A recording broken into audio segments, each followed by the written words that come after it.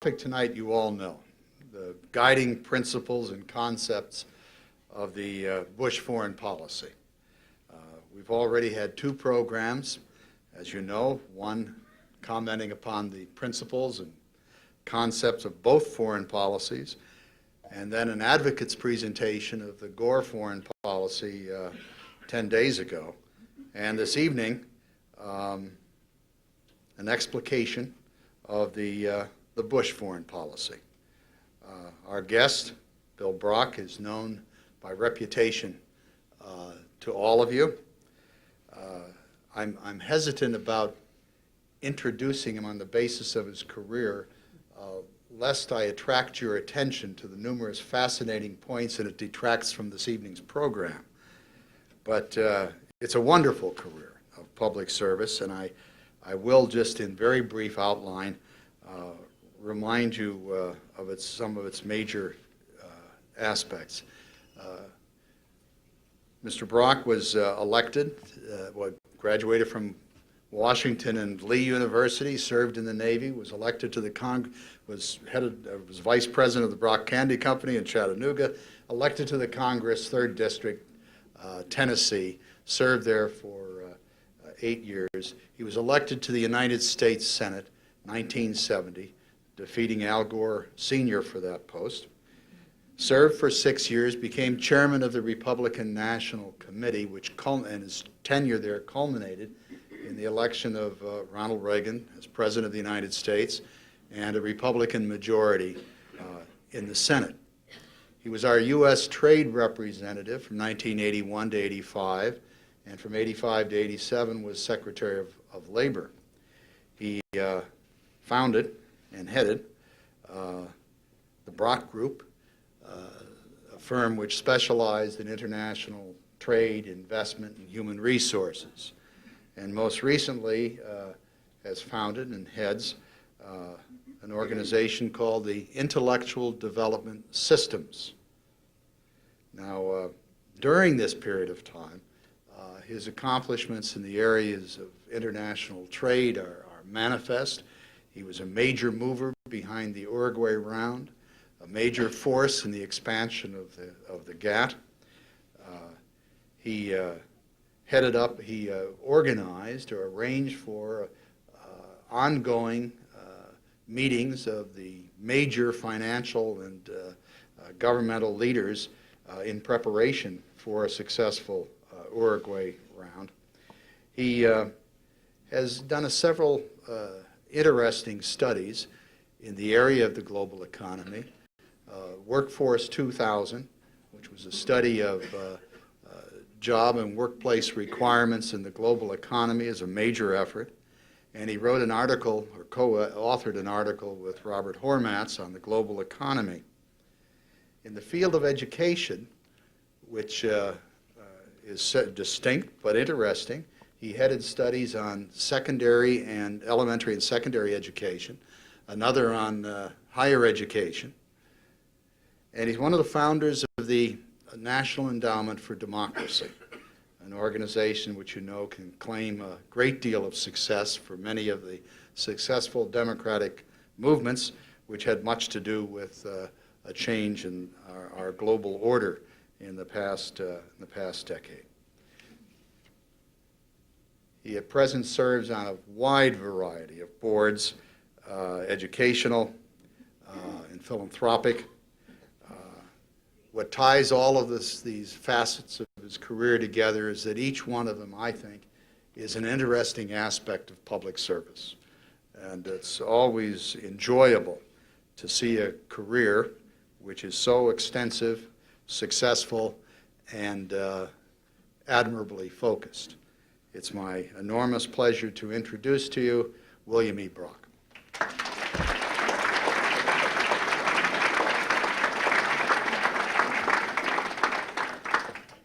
Good evening. As usual, he says he's not going to go through the resume, and then he demonstrates why my children say that I can't hold a job. First, thank you for being here and for participating in the Council on Foreign Affairs. It is so fundamentally important, this subject, and yet the entire focus, it seems, of politics in the last several years has been on domestic issues, beginning with that famous statement, "Is the economy stupid?" We never seem to have gotten much away from that, but the truth is that this is of fundamental consequence for all of us, and this election is of enormous consequence for all of us because it is the president's role to guide the conduct of our foreign policy. Let me begin by saying when my host suggested that I was going to explicate George Bush's foreign policy, I want to just give you a slight note of caution. I know him well, and I will try to synthesize as best I can, but I'm going to have to accept the responsibility for what I say. I do know him, I think, pretty well. I know Dick Cheney extremely well. And I've gotten to know Condoleezza Rice over the years, and I've gotten to know Colin Powell, and I think those are the two key players in the foreign policy team that he will assemble after his election. Let me begin, if I may, by noting the context, though, of this conversation, because it is a fundamentally different context than that which we have experienced over the last 50 years. Tom Brokaw's greatest generation came out of the experience of the Great Depression, World War II, and they came out of those two searing experiences with an absolute firm commitment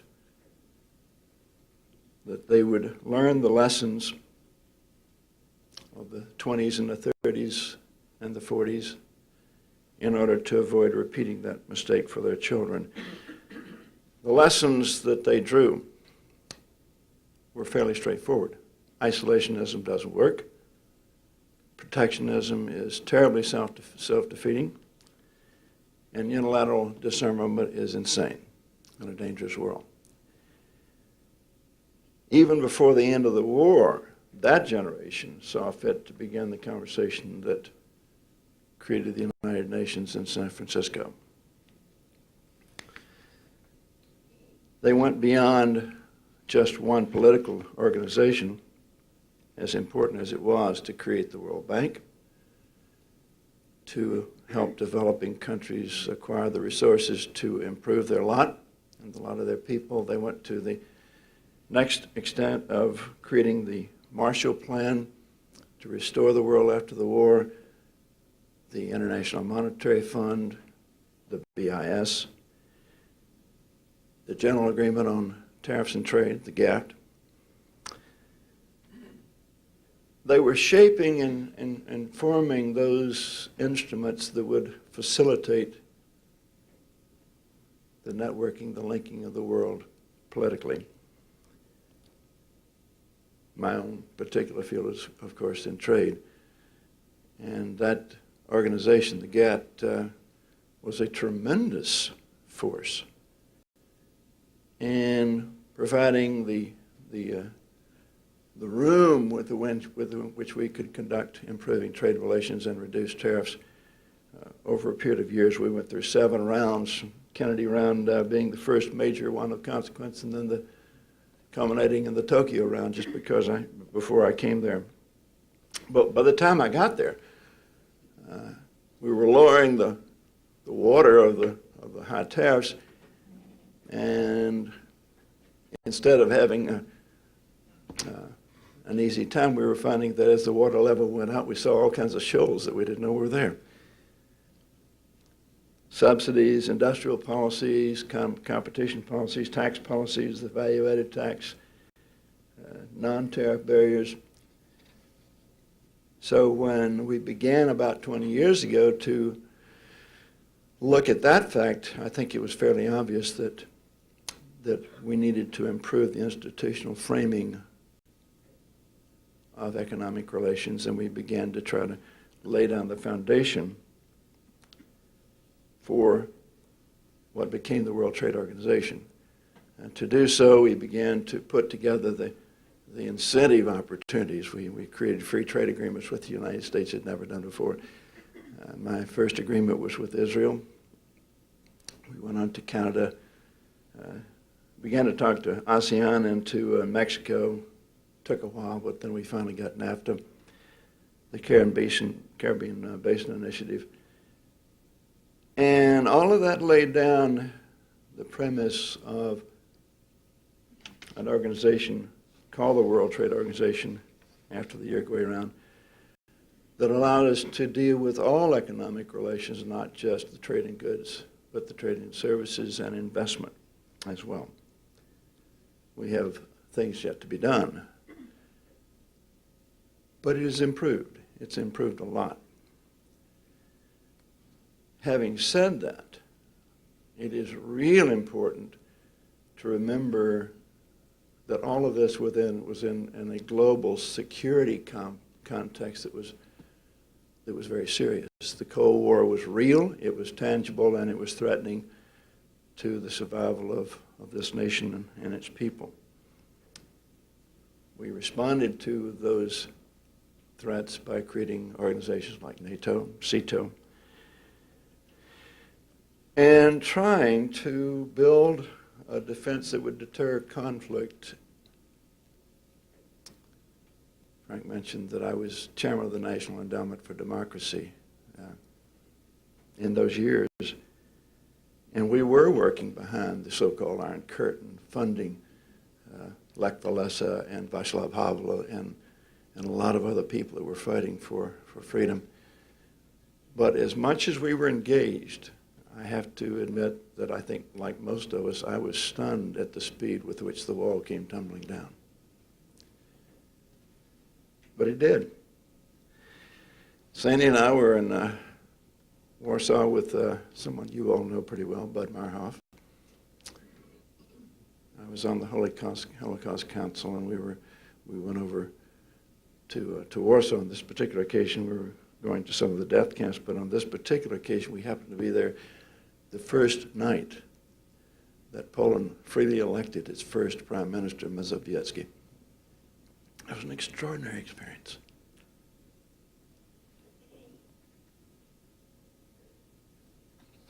The 1990s, after that collapse of what one of our leaders called the evil empire, were, I think, a time of transition. We talked about the New World Order, but I'm not sure a whole lot of people really had a very good definition of what it was. Certainly, it was not a lot easier world to live in. The new issues were in some ways more complicated. You had Saddam Hussein, his insanity, leading to Desert Storm, Milosevic with his ethnic cleansing, village by village in the Balkans. North Korea began to develop and acquire first a missile that would deliver a nuclear warhead as far as Japan, and now one that could deliver one as far as the United States. India and Pakistan became members of the club with their nuclear capability. And then we had Oklahoma City and the World Trade Center and the USS Cole, and all of a sudden terrorism proved to us that it has no borders. Hate has no borders. We began to understand what Ronald Stock, who wrote Temptations of a Superpower, he had a piece in the New York Times recently in which he said, we're number one in paying for it. Well, we are number one economically, politically, militarily. There's no one even close, and it just shows you how fast the world is changing. I was going to Japan less than 10 years ago and getting lectures on how the United States ought to get its act together. Question is, I think, kind of before any new administration,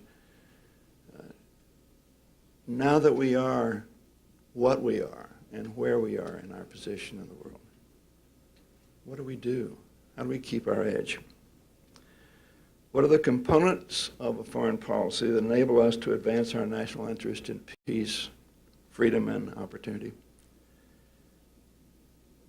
And I think it is fair to state that the core of the Bush foreign policy is, interestingly enough, domestic policy. We live in a technologically networked global economy. And what the imperatives of that economy contain are imperatives relating to human growth and productivity. We don't have a muscle-based economy anymore. We never will. A business in Bangladesh or Brazil can access the same capital, same technology, the same R&D that a business in Boston can, or Baltimore. And our ability to survive and grow and compete in that world will depend entirely on the productivity of our people. So when George Bush says his commitment is to leave no child behind, that's not a campaign slogan. That is his fundamentally held belief and commitment. And we're not meeting that promise today. It is more than a tragedy. It is an unacceptable circumstance that black 17-year-olds achieve only at the level of 13-year-old whites in math and science. It is unacceptable in international competitions among children equally prepared in terms of grades that they've gone through, that we're 17th in the world. It's unacceptable that we seem to think if you happen to be poor, that it's just too bad. There's not much we can do about your schools, and we won't let you change. First commitment in a foreign policy on his part, then, I think, would be to dramatically address the educational needs. Education and training, that should not stop with K-12. Education and training of the people of this country. High expectations and measurement, accompanied by standards and accountability. Second element of the domestic equation is to maintain an adequacy in terms of entrepreneurial opportunity in the form of venture capital and a deregulated environment that encourages small business. Therefore, the talk about reducing tax rates.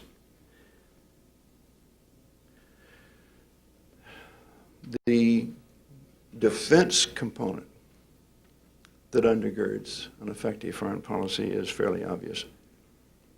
His commitment to restore the military begins, again, with the people that compose our armed forces.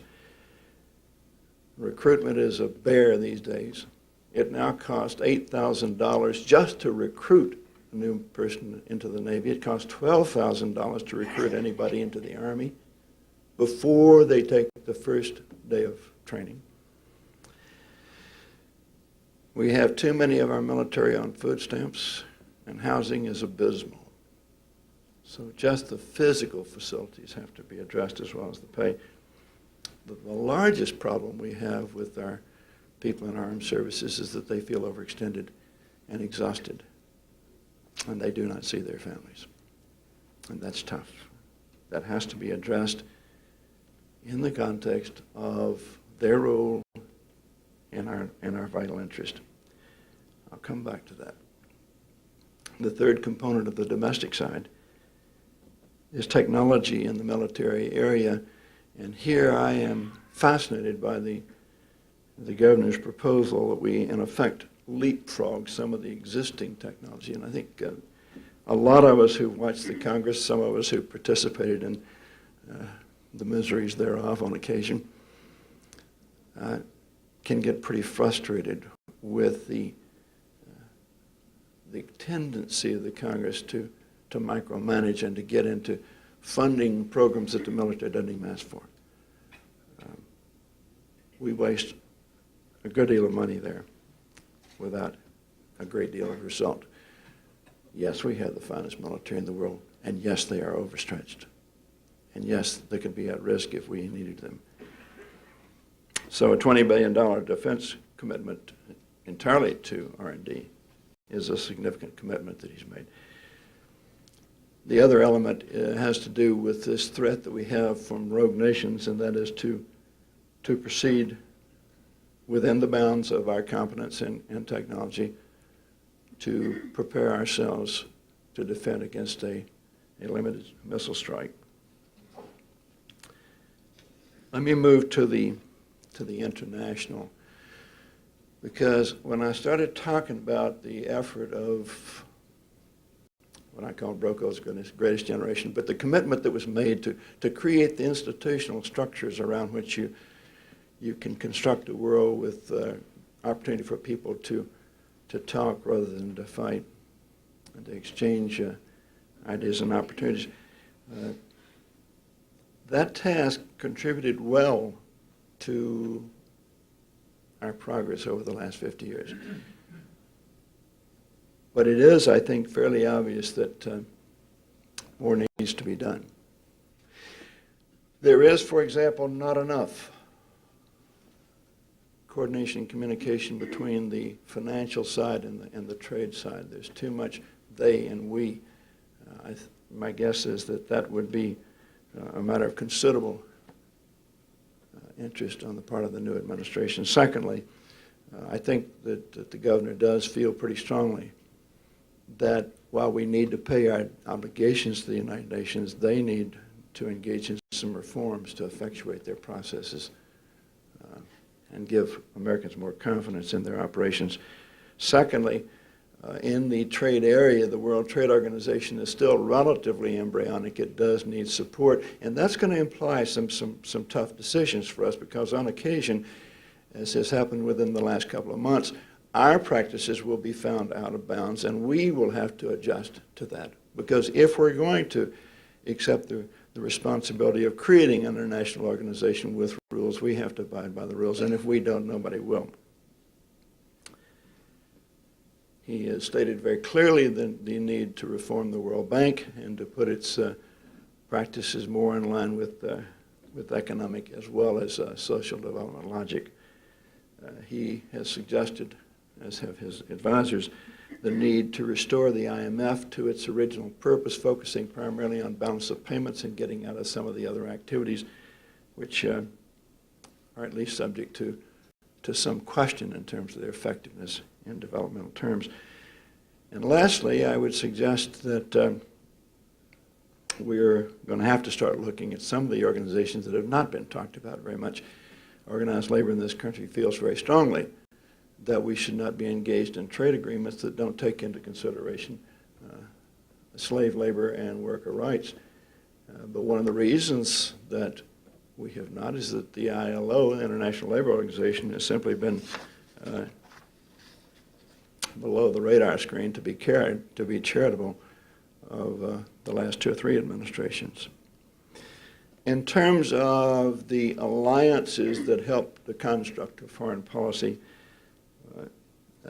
the governor has been particularly clear, I think, about the need for a lot more attention to Asia. We've always been Eurocentric in the United States, but we don't have the luxury of being myopic in our vision and views. Asia is far too important for us to lay fallow, and that means we have to pay more attention to our potential partners.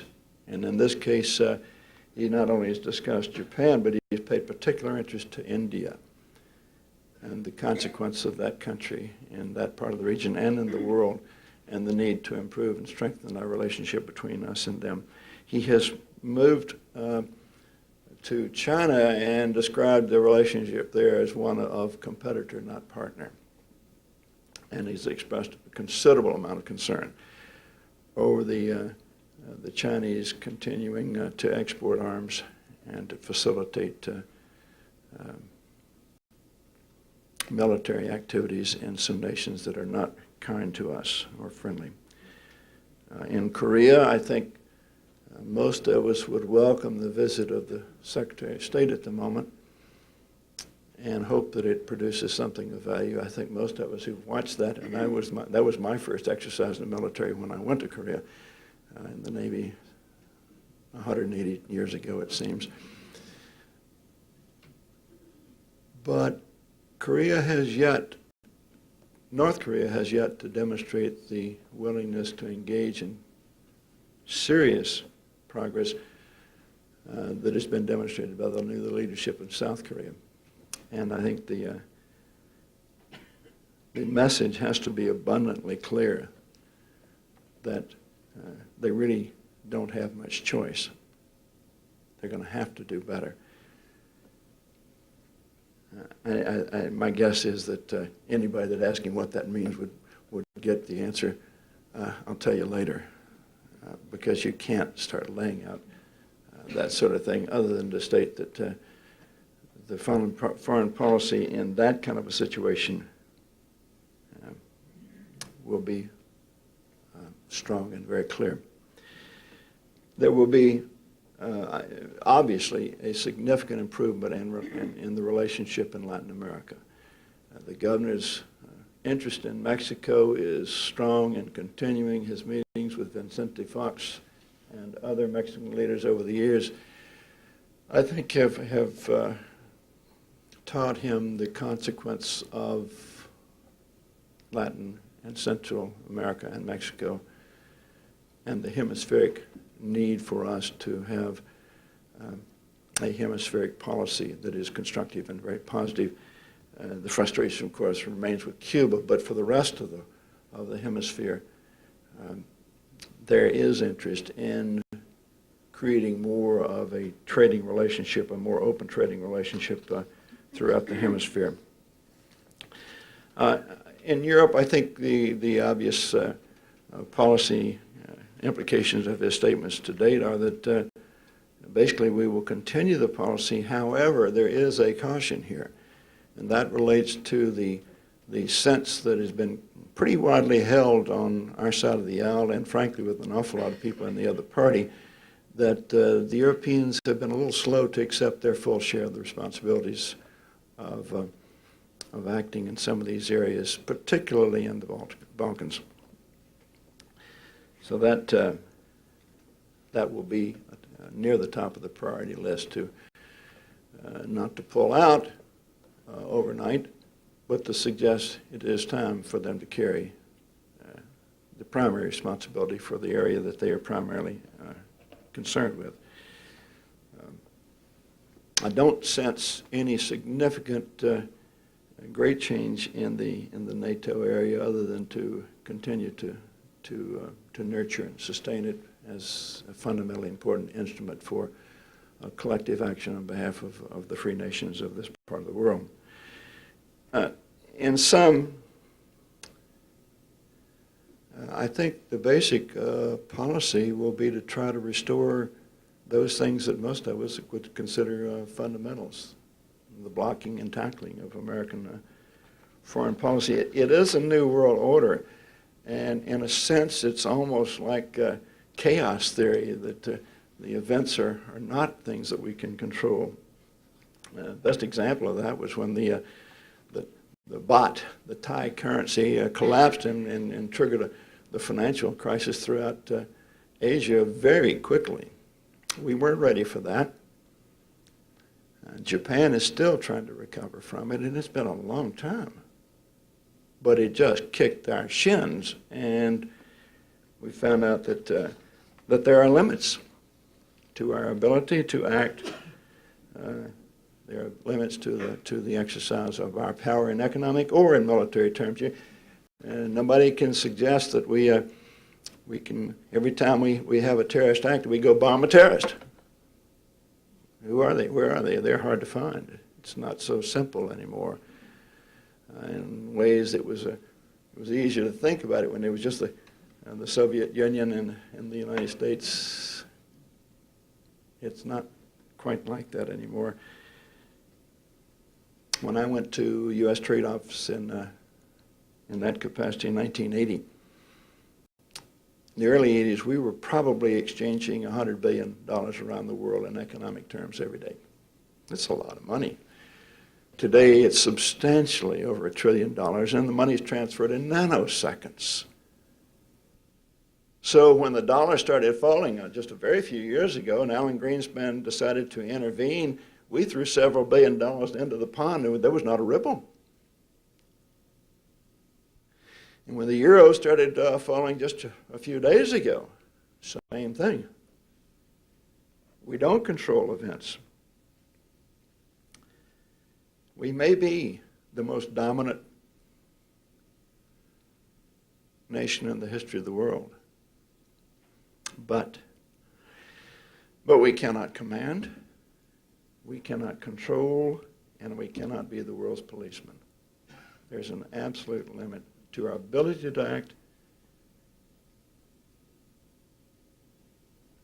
and we have to be aware of those limits if we're going to play the role that we uniquely can play, because it is true.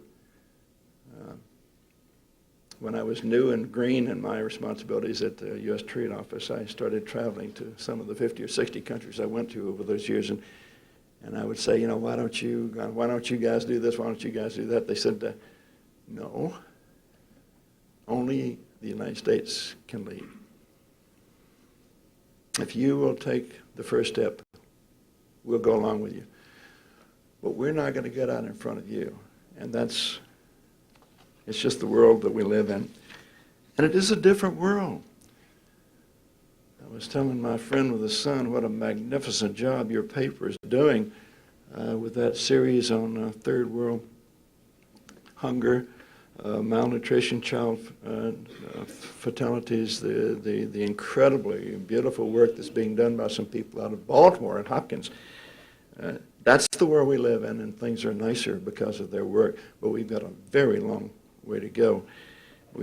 I'm involved with another organization here in Baltimore called the International Youth Foundation that some of you all helped to bring to this town. It's an incredible organization, and IYF asked me to go on a board called the Global Alliance, where they've got a lot of very serious money from very large corporations to go out into the third world countries where Nike or some of these other companies are operating and do something that's not been done before. That is to survey the workers, ask them what their primary needs are. Maybe it's the health of their children, maybe it's education, maybe it's the water, or whatever it is, and then publish those results. The imperative that puts on a corporation is enormous, but all of a sudden we're beginning to think about very different ways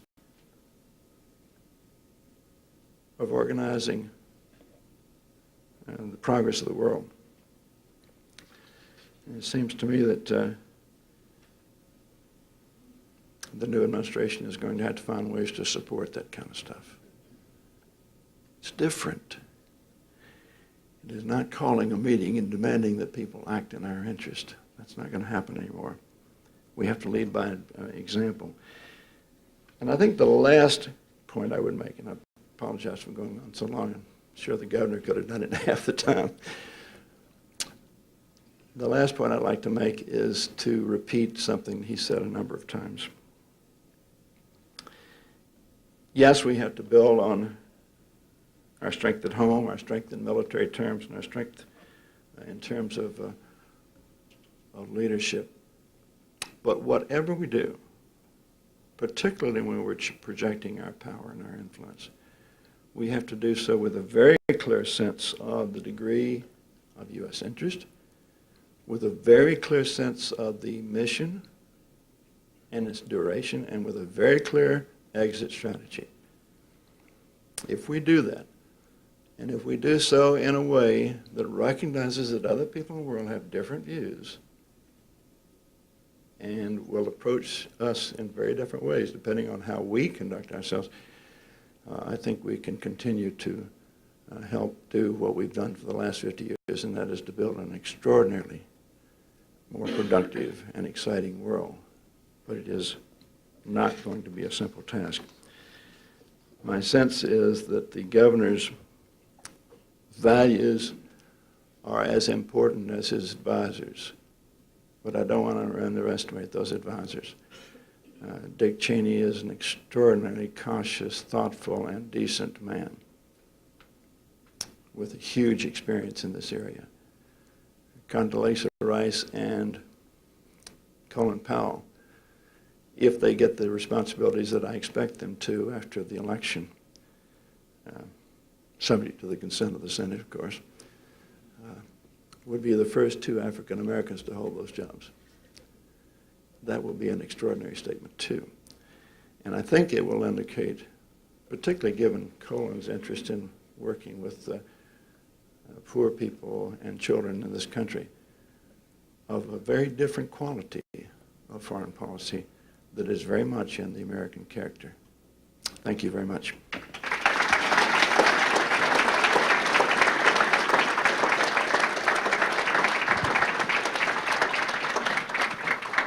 Well, we indeed thank you. The floor is going to be open for questions. Senator Brock will repeat the questions for the benefit of the camera. I found the first question strange. Forgive me for I'm not being presumptuous, but it seems to me that the essence of a society built on personal responsibility, which is what this country is and always has been, prayerfully for the future too, is to be given the facts and then you expect people to act affirmatively on what they know. What we do not know today is how well our children are performing in school. Explain to me how anybody, I don't care what your race, religion, or party is, can justify an educational world where if you happen to be black or Hispanic or just plain poor, and you can't move out of your neighborhood, and you got a failing school in Baltimore, that your government tells you there's nothing that can be done about that because you're not allowed to choose any alternative for your child. I don't think there's any way to explain or excuse what we have done to poor children in this country. Point number one. Point number two, he calls it the soft bigotry of low expectations. That's a pretty good description. Do we really? When there was a story in the USA Today about, I think it was a story that I mentioned about the 17-year-old black kids achieving only at the level of 13-year-old whites in math and science. And Dick Riley, who's a decent, good guy, I'm a fan of his, I'm a friend of his, and I have huge respect for him, said, well, we do understand that low expectations are not good for kids. So, why do we have low expectations? Do we make an assumption that they're there because they're black, Hispanic, poor, live in the wrong neighborhood? Is that why we got low expectations? But what is it that lets us hide from the abysmal experience of schools in urban areas in the United States? And what is it that tells us we don't have an obligation, a national obligation, to set a standard and then let the parents and the teachers and the schools seek to achieve those standards? Nobody can tell you that they can run their school out of Washington better than you can in Baltimore if you're allowed to do it. But when you're spending more dollars on administration than your own teachers, there's something wrong. And we're doing that. Now, lay all of that aside. You simply can't not measure and give people the information on which they can make their own best interest choice. Thank you very much. I apologize. Would I state the governor's position on the Middle East and the continuing crisis there? Is that fair?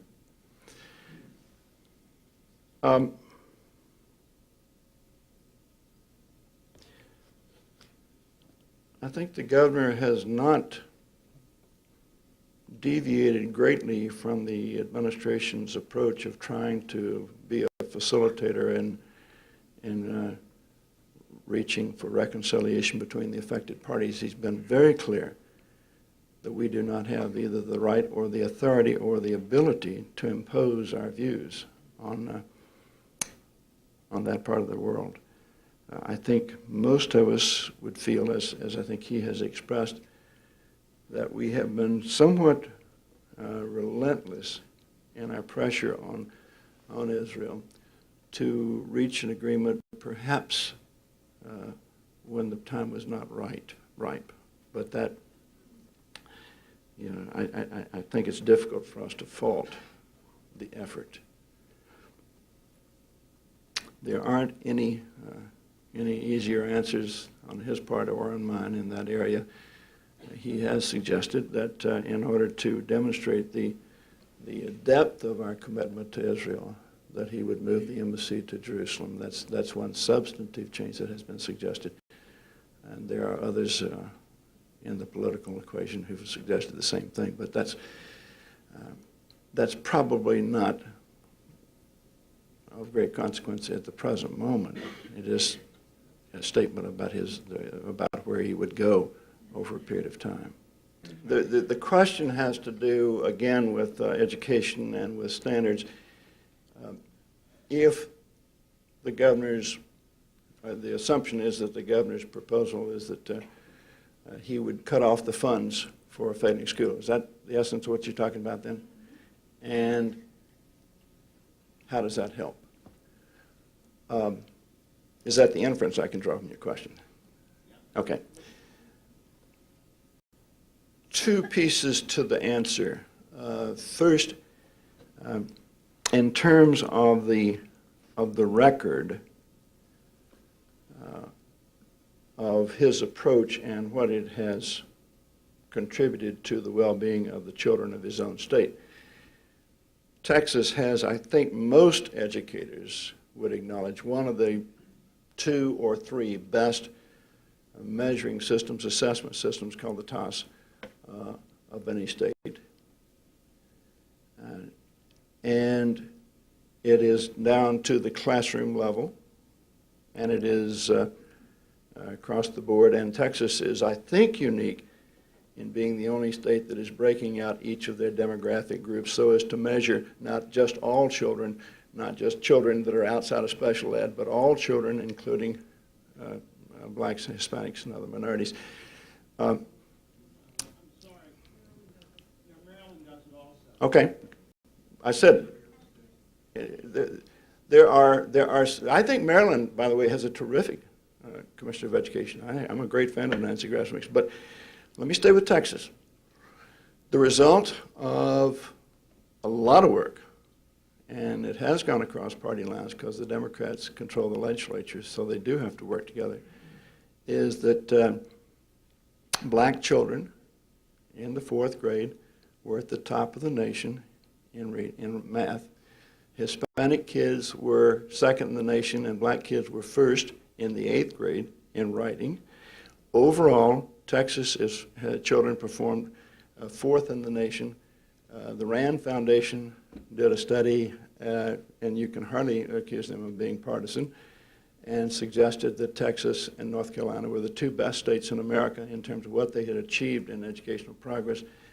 So lot of good things that you can cite as a fact in the record.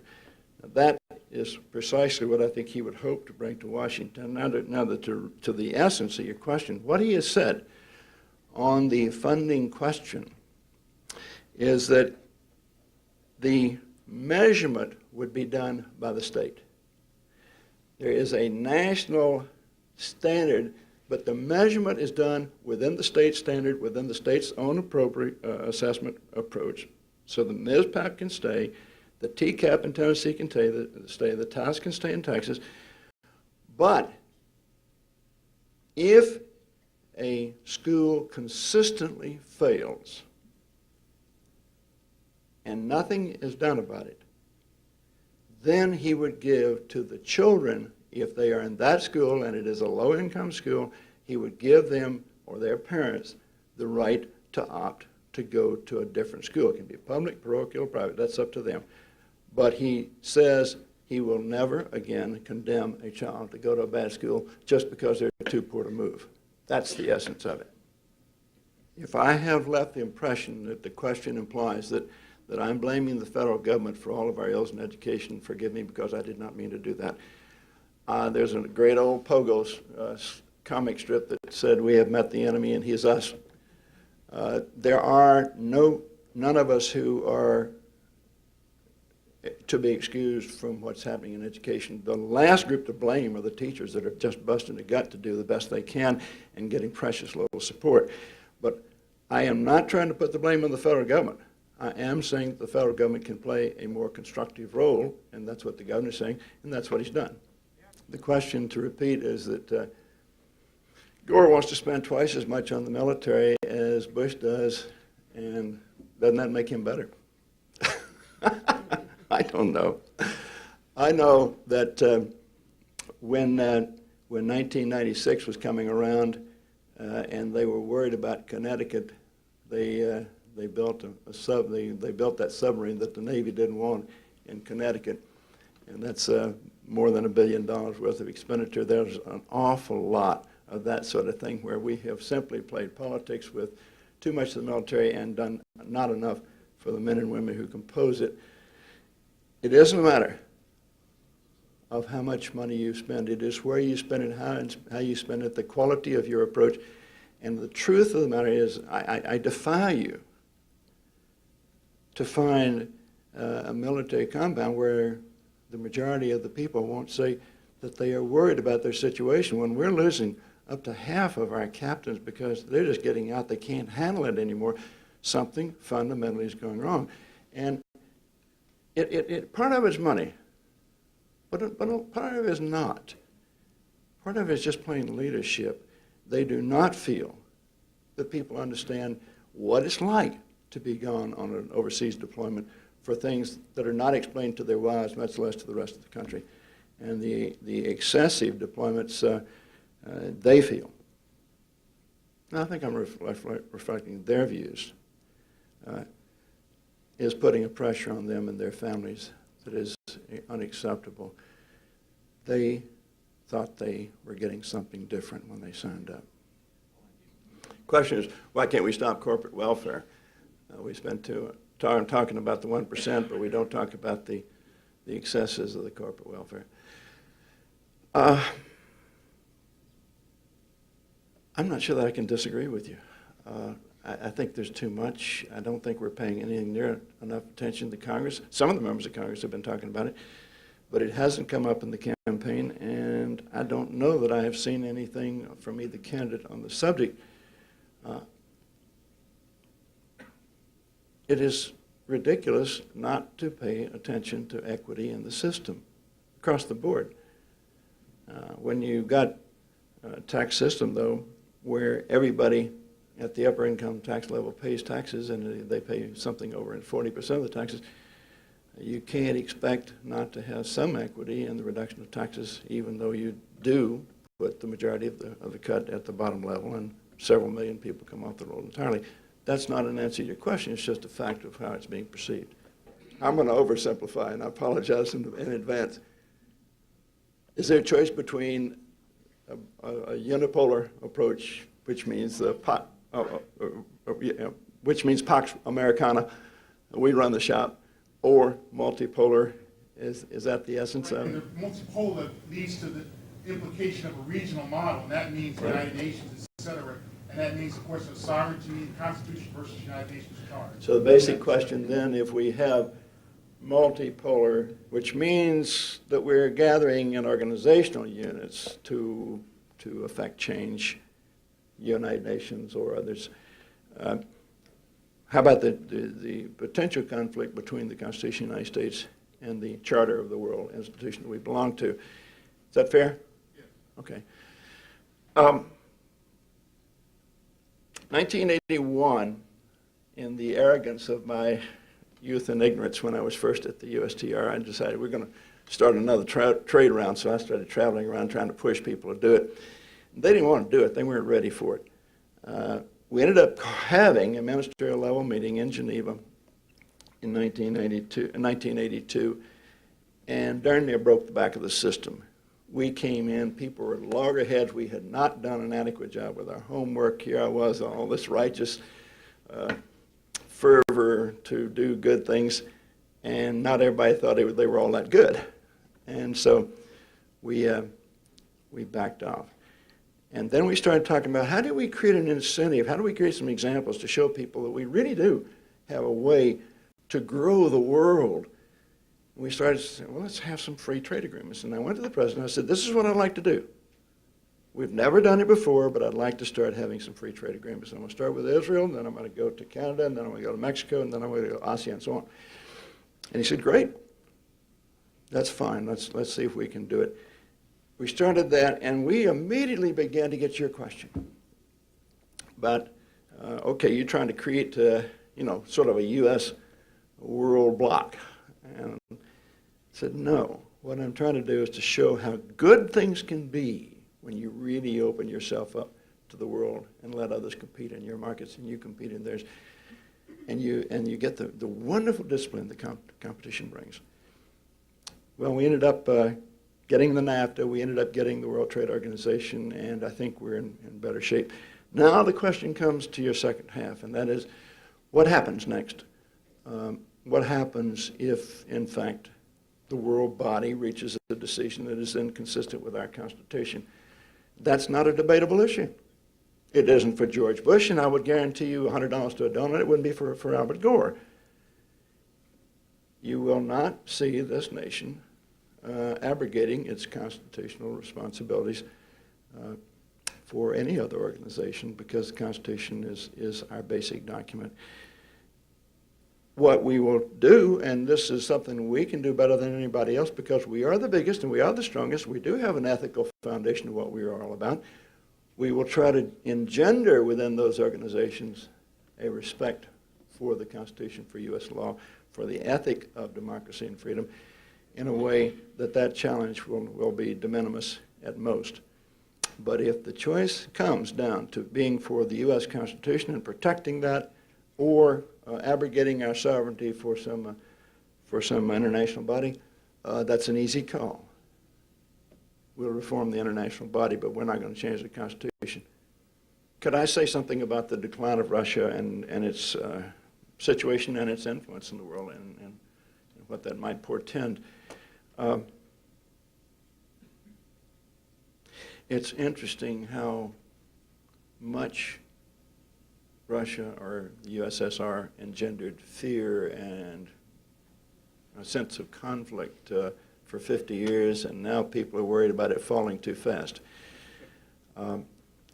There are some serious stories out that Russian sub disaster was caused by the cuts in the Russian Navy budget. They were trying to save money with a cheap fuel. You have to worry about the situation in Russia. You have to worry from a number of perspectives. First of all, as a civil society, there is not an adequate respect for or adherence to the rule of law. There's too much of the gunshot, or what am I trying to say, the wild Western mentality, too much of the mafia. And the corruption is very real, it's endemic, and it is extremely dangerous, and it is a tempting target for somebody to come back in with more of a totalitarian view, and that's extremely dangerous. Secondly, they really do not have the adequacy of controls on their nuclear facilities that we would like to see.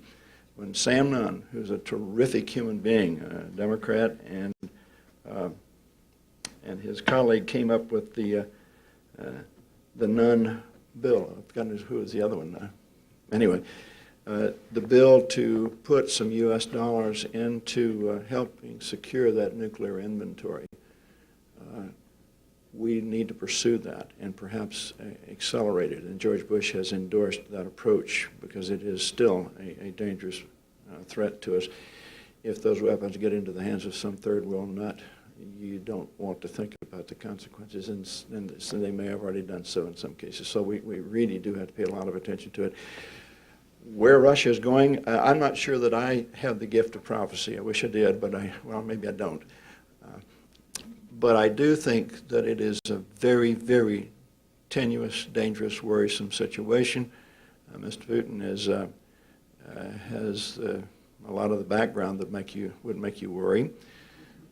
But the same case could be made with a lot of the potential leaders over there. So my guess is that sort of the best we can do is to pay a lot of attention, provide the quiet kind of support to them that would help them develop the institutional framing that allows a free society to exist as a civil society.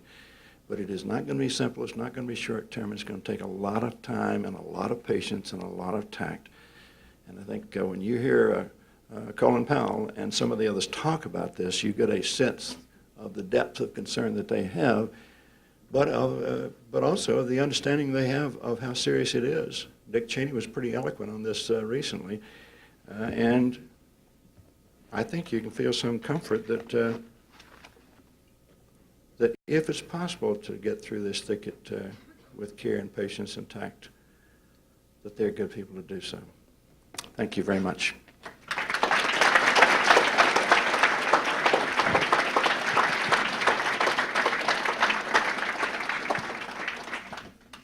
Well, indeed, on behalf of everyone, I'd like to thank you for what I think was a very interesting coverage of the Bush foreign policy, and I think your perspective was an introduction was very, very helpful.